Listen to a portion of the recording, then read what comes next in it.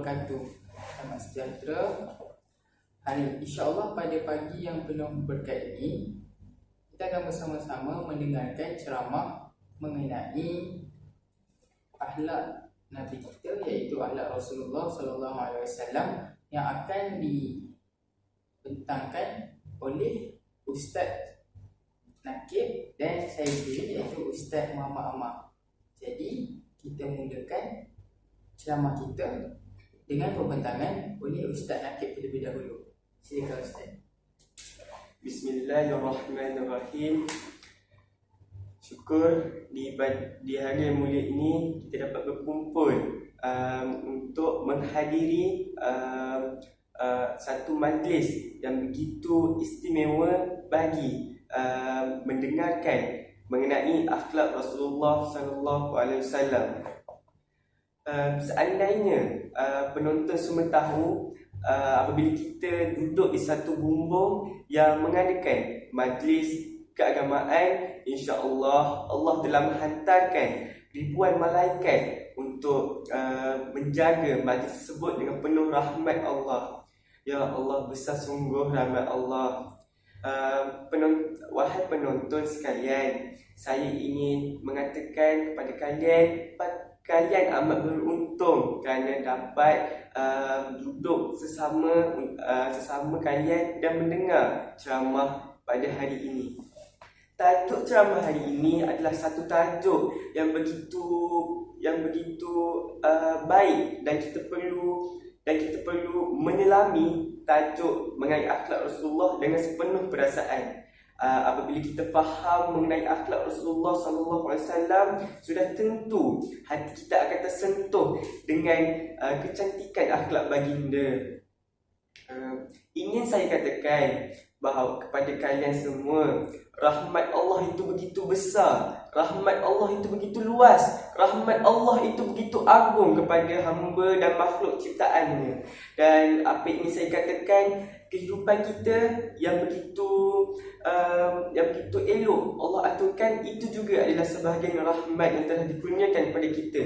Tetapi apa yang ingin saya katakan ialah rahmat terbesar bagi umat manusia ialah rahmat lahirnya seorang manusia yang dilantik sebagai Nabi, iaitu baginda Muhammad sallallahu alaihi wasallam, yang begitu agung, dan itu adalah rahmat terbesar kepada umat manusia.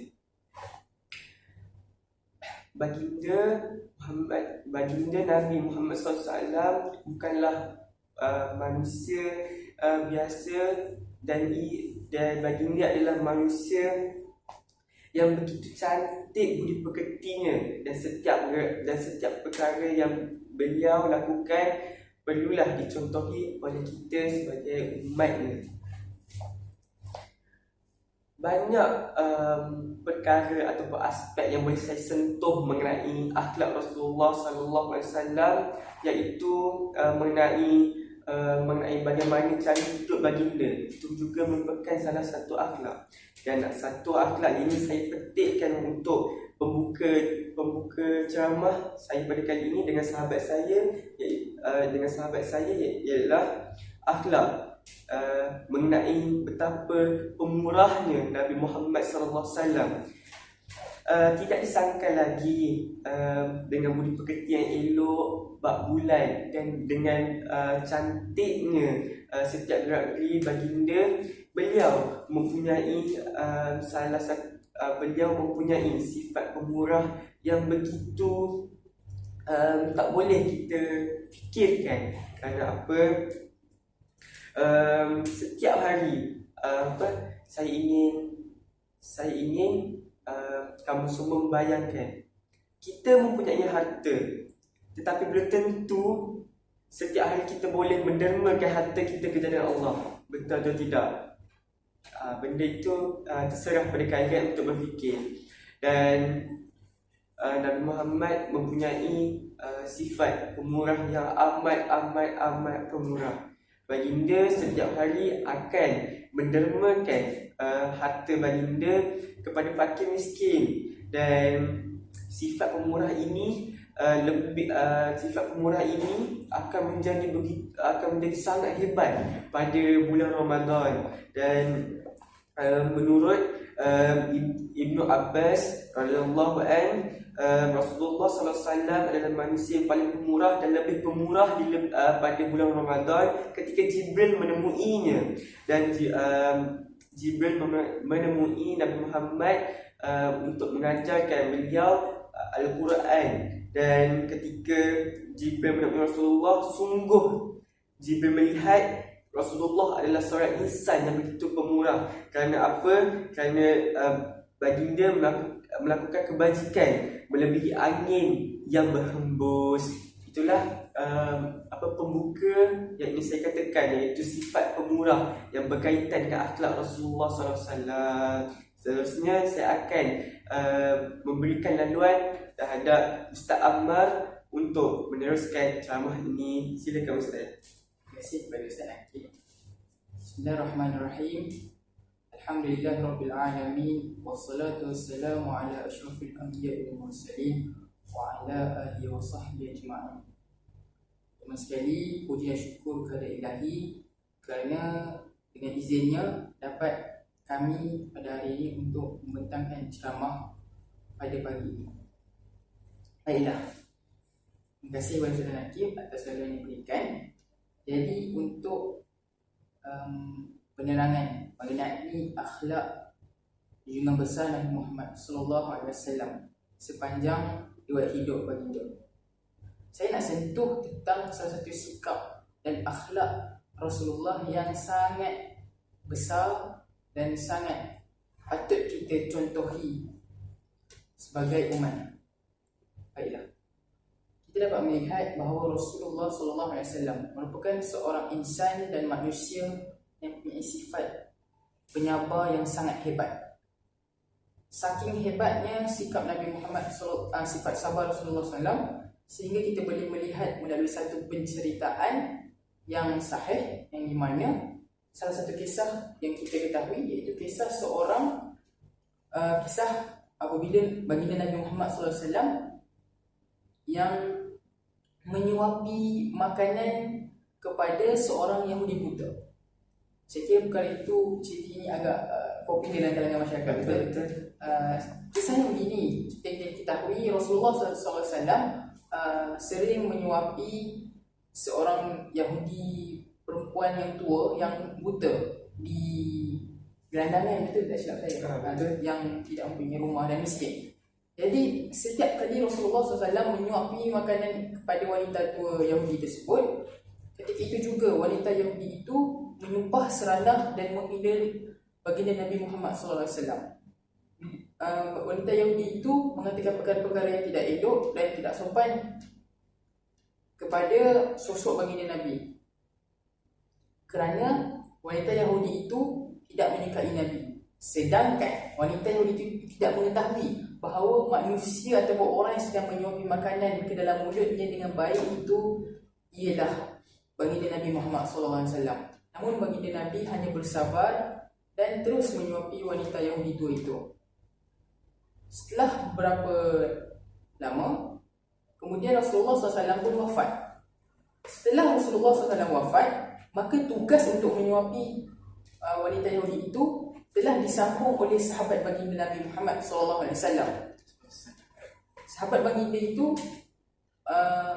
meneruskan amalan aktiviti Nabi, iaitu memberi makanan kepada wanita Yahudi tua itu. Namun wanita Yahudi itu biasa hairan dan pelik mengapa orang yang memberikan makanan itu agak lain, kerana orang yang memberikan makanan dahulu iaitu Nabi Muhammad SAW memberikan makanan dengan baik, kerana Rasulullah SAW mengunyah terlebih dahulu makanan yang keras sebelum dimasukkan ke dalam mulut wanita itu, kerana wanita itu sudah tua. Jadi wanita itu berkata, "Siapakah kamu? Kamu bukan orang yang biasa memberi makanan itu kepada aku." Jadi sahabat baginda memberitahu bahawa sebenarnya orang yang selama ini memberikan makanan kepada kamu itu ialah Muhammad. Jadi wanita Yahudi itu terkejut, kerana selama ini orang yang disumpah serangan itu ialah orang yang menyuapi makanan dengan baik kepadanya. Hikmahnya, atas asbab kesabaran Rasulullah SAW itu, dengan kepujian budi pekertinya, wanita Yahudi itu akhirnya memeluk Islam kerana sifat Nabi Muhammad SAW itu. Jadi apa yang kita boleh pelajari daripada akhlak Nabi ini, kita perlulah sentiasa bersifat sabar terhadap tindakan yang dilakukan oleh orang lain terhadap diri kita, walaupun kadang-kadang ia melampaui batas. Tetapi mungkin asbab kesabaran kita itu ini membuka hidayah ataupun seperti menarik menunjukkan bahawa Islam itu indah. Contohnya wanita Yahudi itu disebabkan oleh sikap Nabi, dia akhirnya tertarik dengan Islam. Dengan juga asbab hidayah Allah lah. Seterusnya, antara contoh lain mengenai sifat kesabaran Nabi Muhammad SAW ialah Nabi Muhammad SAW seperti diketahui ketika sedang melaksanakan penyebaran agama Islam, yang di mana kita ketahui ada kisah Nabi Muhammad dilempar dengan batu, dilempar najis ketika berdakwah bersama sahabat-sahabat baginda. Jadi kita boleh melihat di sini, kita boleh mencontohi di mana kesabaran Nabi Muhammad itu merupakan satu pengorbanan yang besar yang dilakukan oleh baginda Nabi untuk mencapai apa kita dapat pada hari ini. Nikmat Islam yang kita terima pada hari ini itu nikmat yang sangat besar pada hari ini, iaitu nikmat Islam yang kita terima pada hari ini tidak akan dapat kita terima dan kita peroleh sekiranya tanpa perjuangan dan pengorbanan yang dilakukan oleh Nabi Muhammad SAW dan para sahabatnya. Jadi di sini saya dapat simpulkan bahawa kesabaran merupakan antara salah satu tonggak besar dan tunjang dalam akhlak Nabi baginda Nabi Muhammad SAW. Dan saya mau memetik satu daripada hadis riwayat Ahmad, tak saya, iaitu tidaklah Rasulullah SAW bersabda, tidaklah aku diutuskan melainkan untuk tidaklah aku diutuskan ke muka bumi melainkan untuk menyempurnakan akhlak. Jadi di sini Rasulullah SAW menegaskan bahawa kewujudan dan keberadaan Nabi Muhammad dalam muka bumi ini adalah untuk menyempurnakan akhlak kita semua. Tanpa Rasulullah SAW, maka kita umpama tiada role model, orang putih kata. Betul. Orang kampung saya panggil role model. Suri teladan. Kerana Rasulullah SAW merupakan suri teladan yang perlu dicontohi oleh kita. Maka pada hari ini, kita sebagai umat Islam, kita sudah ada template bahawa kalau kita nak makan begini. Kerana akhlak Rasulullah itu sangat mulia, sangat indah. Kita diajarkan cara dari kita tidur sehingga kita bangun tidur sehingga kita tidur. Kalau betul-betul kita nak ikut Islam, ada template dia. Bangun pukul berapa, tidur pukul berapa, makan apa. Jadi betapa indahnya Allah SWT mengaturkan jalan hidup mengaturkan kehidupan Nabi itu sehingga dapat menjadi ikutan kita umatnya. Maka kesimpulan kecil yang saya lakukan, yang boleh kita lakukan ialah kita harus mencontohi sikap kesabaran dan akhlak Nabi Muhammad SAW sebagai tanda kita mengikuti langkahnya lah. Okay. Jadi saya serahkan kembali kepada Ustaz Nakib. Masya Allah. Apabila saya betul terkejut dengan apa yang Ustaz Ammar sampaikan. Dan apabila kita dengar balik, kita ambil sedikit cerita Ustaz tadi yang mengatakan bahawa Nabi Muhammad SAW pernah dilempar batu, dilempar najis. Tapi kalau kita letakkan diri kita di satu keadaan tersebut, sudah tentu kita akan bersemangat. Betul tak Ustaz? Betul. Dia memang betul, kita akan ikut emosi kita. Maksudnya kita tak akan betul lah apa? Tanggung lah kita. Betul. So, memang betul-betul kita ambil kisah yang diceritakan Ustaz Ammar sebagai impak yang positif. Dan saya tertarik dengan satu petikan surah, iaitu daripada surah Ahzab ayat 21 yang berbunyi, A'udzubillahi minasyaitonirrajim. Laqad kana lakum fi Rasulillah uswatun hasanatun liman kana yarjullaha wal yawmal akhiratu wa zakarallaha katsira. Yang bermaksud sungguh telah ada pada diri Rasulullah sallallahu alaihi wasallam itu suri tauladan yang baik bagimu, iaitu bagi orang yang mengharap rahmat Allah dan kedatangan hari kiamat dan yang banyak mengingat Allah. Dan ayat ini juga terkait apa yang telah Ustaz Ammar ceritakan. Ingin saya kongsikan salah satu akhlak Rasulullah SAW yang mengenai aspek makan.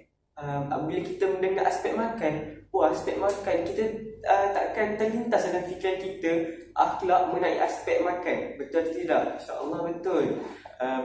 Dalam aspek makan, Rasulullah SAW mengajarkan kita bahawa sebelum makan kita perlu berdoa. Atas sebab apa kita perlu berdoa? Atas sebab kita perlu mensyukuri nikmat rahmat Allah ke atas makanan telah diberikan untuk kita makan. Dan seterusnya atas sebab untuk menghindari daripada gangguan syaitan. Dan apabila kita ingin makan, sudah tentu kita perlu menggunakan tangan kanan yang seperti telah diajar oleh Nabi Muhammad SAW. Dan seterusnya, contohlah dalam makan, kita makan ni, waktu lauk banyak lauk, tapi apa yang sebaiknya kita perlu ambil mengikut sunnah Rasulullah adalah ambil makanan yang dekat dengan kita dahulu, dan makanan yang jauh, lauk pauk yang jauh tu seeloknya sebentar nanti baru kita ambilkan. Dan Rasulullah SAW juga suka untuk menjamu orang makan. Contohnya kalau orang luar datang melawat baginda, baginda akan menjamu mereka makan. Dan itu adalah salah satu contoh yang begitu cantik akhlak yang telah dibawa oleh Nabi Muhammad SAW kepada sebagai contoh kepada seluruh umatnya. Dan apabila kita tengok perkara makan, perkara makan tu benda kecil je, basuh tangan, makan, dan kita menganggap perkara itu seperti tiada apa-apa. Tapi apabila kita melihat balik bagaimana Rasulullah SAW membuat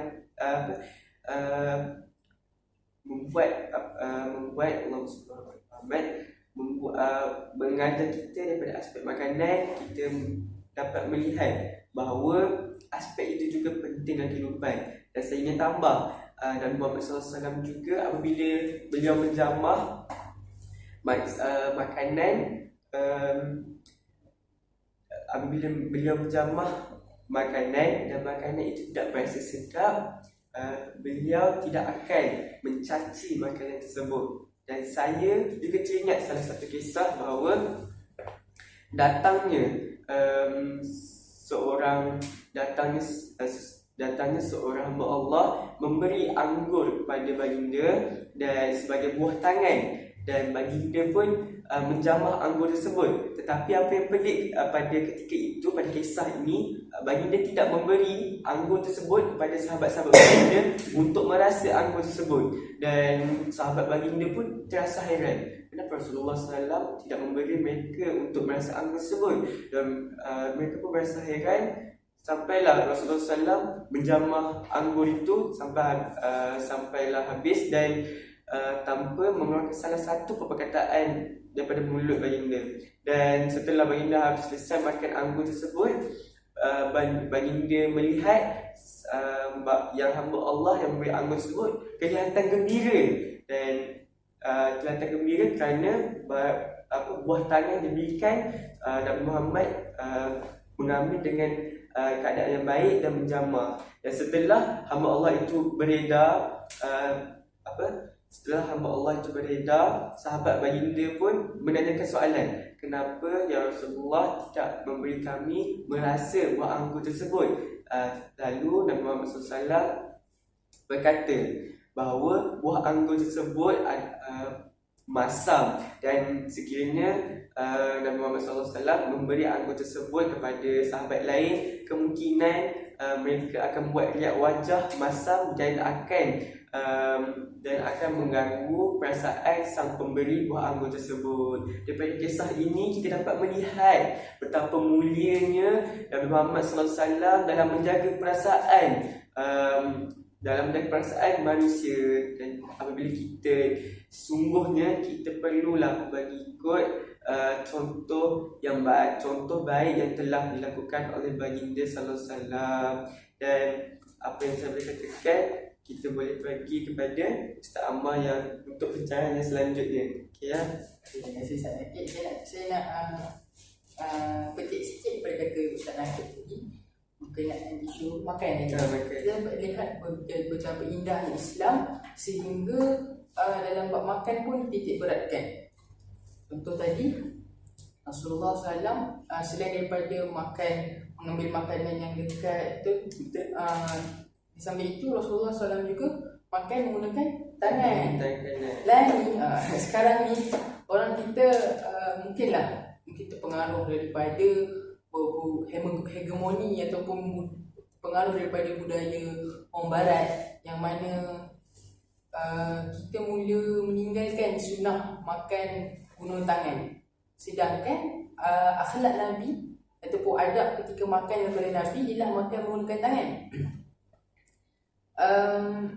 Kita dapat melihat apabila kita menggunakan sudu dan garpu dan garpu ketika makan, maka dari sudut sains sendiri pengamalan makan menggunakan tangan seperti yang dilakukan oleh baginda Nabi sendiri memberikan banyak manfaat kepada si pelaku.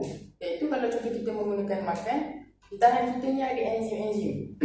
Jadi menurut kajian ada enzim-enzim yang ada di tangan kita bila makan yang akan memudahkan proses penghadaman. Ini menunjukkan bahawa betapa indahnya Islam dan akhlak Nabi sehingga kan memberi manfaat bukan sahaja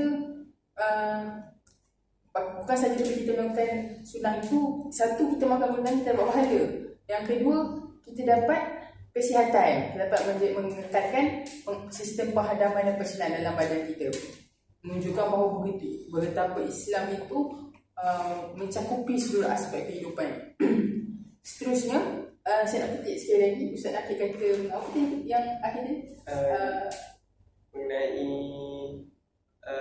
buah anggur. Buah anggur. Okey. Perasaan orang. Mungkin pada hari ini kita dapat lihat masyarakat mula bercerita tentang kesihatan mental dan sebagainya. Maknanya isu emosi ni agak baru diketengahkan dalam kalangan masyarakat, terutama di negara.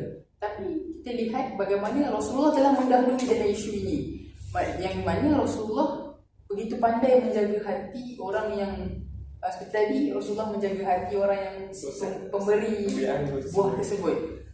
Jadi menunjukkan bahawa begitu mulianya akhlak Nabi, yang mana menjaga perasaan orang yang memberikan makanan, walaupun makanan tersebut bukan makanan yang tidak kurang enak lah. Okey. Seterusnya saya nak sentuh mengenai akhlak Nabi dalam aspek kasih sayang. Okey. Rasulullah memang terkenal dengan sikapnya yang sangat menyayangi semua manusia, baik yang tua maupun yang muda. Orang kita panggil apa? Yang tua dikasihi, yang muda dihormati. Bukan. Yang tua dihormati, yang muda disayangi. Betul. Ada betul. Okey.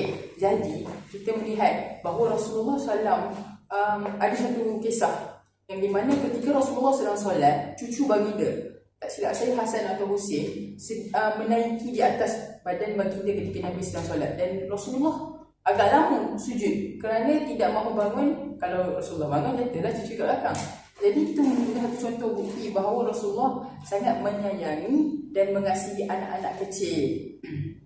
Kemudian kalau kita nak cerita pasal kasih sayang Rasulullah dan penghormatan Rasulullah terhadap orang tua, mungkin Rasulullah tak ada ibu bapa, tetapi penghormatannya terhadap orang tua itu banyak. Contoh kisah orang tua Yahudi tadi, walaupun perempuan itu Yahudi, tapi Rasulullah tetap santuni. Ini menunjukkan bahawa Rasulullah sangat mengasihi orang lain. Bahkan Rasulullah SAW sendiri pernah bersabda, orang yang tidak mengasihi tidak akan dikasihi. Jadi di sini sebagai umat Nabi Muhammad, kita seharusnya mengambil contoh. Kita patut mengikuti setiap langkah dan tindakan Rasulullah, kerana Tindakan-tindakan yang Rasulullah buat seperti sabar, menjaga perasaan orang lain, dari aspek makan dan dari segi kasih sayang. Keempat-empat aspek yang telah kami kupaskan pada hari ini sememangnya perkara-perkara yang betul, dan menurut kajian sains pun perkara itu tepat. Jadi saya kira perkara ini harus kita teladani supaya kehidupan kita lebih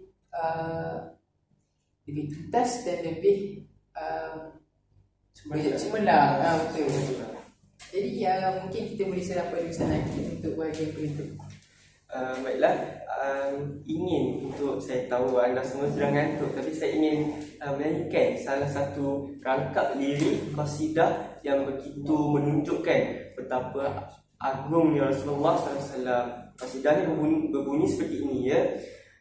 Di suatu malam, maafkan saya, Allah SWT. Di suatu malam bulan yang penuh cerah, baginda mengenakan pakaian serba merah, lalu bersumpah Jabir bin Samurah, jika dibezakan Nabi terlebih indah. Itu rangkap tersebut menunjukkan bahawa baginda Muhammad SAW dibandingkan bulan dan baginda, ternyata baginda lebih indah dibandingkan dengan bulan. Masya Allah. Pada bahagian ini saya ingin katakan bagaimana akhlak Rasulullah sallallahu alaihi wasallam daripada aspek tutur kata, bagaimana baginda menjaga setiap tutur kata yang dikeluarkan kepada orang lain. Menurut Abu Hurairah radhiyallahu anhu, baginda adalah seorang yang panjang kedua lengannya dan tek alisnya, kedua matanya lebar, dan antara kedua bahunya gagah dari depan dan belakang. Demi bapa dan ibuku, sungguh baginda tidak pernah berbuat keji dan tidak pula berkata keji, dan baginda juga tidak pernah mengeraskan suaranya di tempat umum. Daripada hadis ini kita boleh melihat bagaimana baginda menjaga setiap tutur katanya. Melalui tutur kata, baginda menggunakan ayat yang ringkas, padat, lengkap untuk berkomunikasi terhadap insan tersebut. Hal ini kerana ia untuk memberi maklumat dengan sebaik mungkin agar tiada perkara yang buruk berlaku. Baginda juga tidak meninggikan suara apabila berbicara dengan orang lain. Hal ini kita boleh melihat apabila baginda bagaimana baginda berbicara dengan kanak-kanak, baginda menyantuni kanak-kanak, bagaimana baginda bersembang dengan sahabat-sahabatnya dan orang sekitarnya, sampaikan melalui tutur kata sahaja orang lain boleh jatuh cinta terhadap Islam. Ya Allah, betapa besarnya rahmat, betapa besarnya akhlak Rasulullah SAW. Tetapi apabila berkaitan dengan agama ataupun berkaitan dengan perkara penting, baginda akan meninggikan suara demi mendapat perhatian pendengarnya. Dan itulah yang kita boleh melihat, baginda akan meninggikan suara baginda jika perlu daripada segi agama dan daripada segi perkara yang penting sahaja. Yang selebihnya baginda akan bersembang dengan nada yang moleklah, dengan elok. Dan apabila baginda diberikan persoalan, insya-Allah 100% baginda akan membalikkan persoalan dengan jawapan yang begitu pandai, dan orang yang menanyakan soalan tersebut merasa puas hati dengan apa yang baginda berikan. Itu adalah daripada segi bagaimana baginda begitu menjaga tutur kata baginda. Dan Ustaz ada apa yang ingin katakan? Saya kira tutur yang baik, InsyaAllah. Dan Ustaz mau buat penutup? Okey. Saya penutupnya, kita pada hari ini sebenarnya kalau kita lihat, utamanya anak-anak muda mungkin sedang tercari-cari apakah jalan hidup ataupun petunjuk yang mereka hendak ikuti sebagai panduan. Jadi saya kira pada akhirnya apa sekalipun kita lakukan dalam hidup, terutama anak muda, jalan penyelesaian kita ialah Islam dan petunjuk ataupun role model, suri teladan kita yang patut kita ikuti ialah baginda Nabi Muhammad SAW. Kerana itulah ikutan yang paling terbaik sebagai seorang manusia, sebagai seorang mukmin.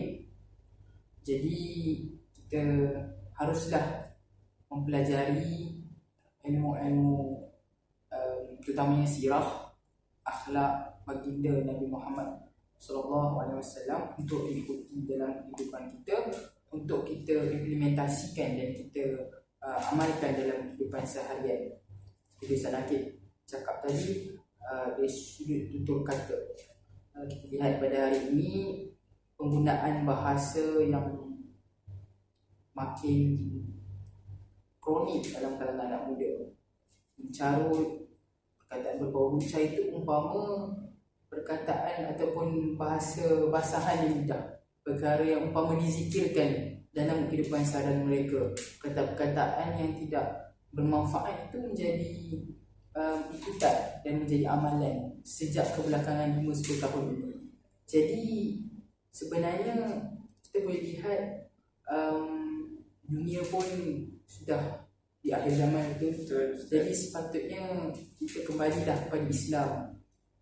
Tidak ada apa pun yang nak dibanggakan, dan tiada apa pun yang boleh kita lihat sebagai cool apabila kita mencarut dan berkata-kata kasar seperti itu. Jadi sepatutnya kita mencontohi cara-cara bercakap seperti yang diujar oleh Nabi Muhammad SAW. Jadi akhir sekali, marilah kita bersama-sama mencontohi akhlak Nabi Muhammad untuk dijadikan sebagai panduan hidup. Semoga dengannya kita dapat menjadi mukmin yang berjaya di dunia dan di akhirat, insya-Allah. Ini saya tambahkan Ustaz, bahawa pada penonton kita seakan faham apa itu cinta, kita seakan rasa apa itu cinta, dan kita berasa bahawa cinta mak ayah kepada kita adalah cinta yang begitu besar, dan cinta terhadap orang sekeliling kepada kita adalah cinta yang begitu kita perlukan. Tetapi kita seakan lupa sebab sebesar mana cinta yang kita faham sekarang, cinta Nabi Muhammad SAW kepada kita sebagai hamba-Nya, yang baginda tidak pernah melihat kita dan kita tidak pernah melihat beliau, adalah salah satu cinta yang begitu teragung di dalam kehidupan yang telah Allah ciptakan. Dan kita perlu berusaha sebaik mungkin bagaimana kita untuk menjaga kesucian Islam yang telah diperjuangkan oleh Nabi Muhammad SAW. Bagaimana beliau begitu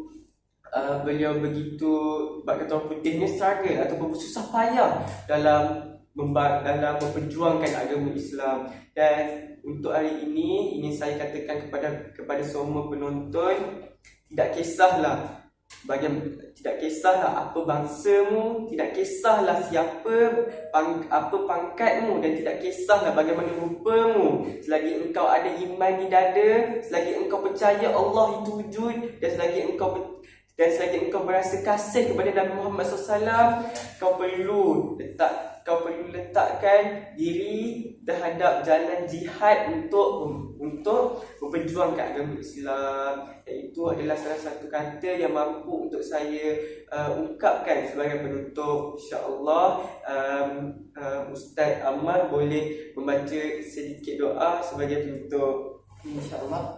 Bismillahirrahmanirrahim. Wal 'asr innal insana lafi khusr illa alladhina amanu wa 'amilus salihati wa tawasaw bil haqqi wa tawasaw bis sabr. Subhanakallahumma wa bihamdika asyhadu an la ilaha illa anta astaghfiruka wa atubu ilaik. Wa sallallahu ala sayyidina Muhammad wa ala alihi wa sahbihi wa baraka wa sallam. Walhamdulillahirabbil alamin. Kita tambah sedikit pun nazilah untuk saudara kita dari Palestin. Bismillahirrahmanirrahim. Sesama Ustaz. Allahumma inna naj'aluka fi nuhuri a'da'ina wa na'udzu bika min shururihim. Allahumma baddil syamlahum wa farriq jam'ahum wa shattit kalimatahum wa zalzil aqdamahum wa sallit 'alaihim kalban min kilabik ya qahhar ya jabbar ya muntaqim ya Allah ya Allah ya Allah. Allahumma ya munzil al-kitab ya mujri as-sahab ya hazim al-ahzab ihzimhum wansurna alaihim. Wa sallallahu ala sayyidina Muhammad wa ala alihi wa sahbihi wa baraka wa sallam. Walhamdulillahi rabbil alamin.